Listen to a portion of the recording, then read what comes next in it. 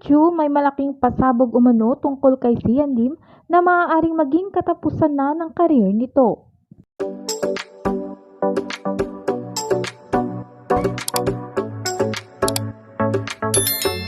Marami ang naintriga kung ano nga kaya ang tinutukoy sa chika na kapag daw pinasabog ni Kim ay talagang maaapektuhan si Sian Lim ng bonggang-bongga. Matatandaang noong December 23, kinumpirma ni Kim Cho na tinapos na nila ni Sian Lim ang kanilang relasyon na umabot din ng halos 12 taon.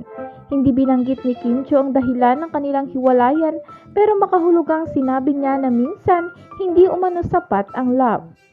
Kasunod nito, ilang espekulasyon ang lumabas tungkol sa tunay na dahilan ng kanilang hiwalayan. Katulad na lamang ng umano'y may third party sa party ni Sian Lim matapos siyang malink sa isang producer ng Viva.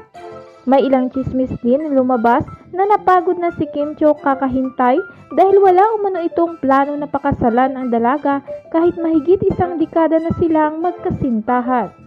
Samantala, sa latest chika ni Christopher Min sa kanilang programang Christopher Minute, sinabi nitong may matinding pasabog si Kim Cho tungkol kay Sian Lim na maaaring maging katapusan na ng karir nito. Ani ni Christy, may isang source na nagchika sa kanya tungkol sa balitang ito.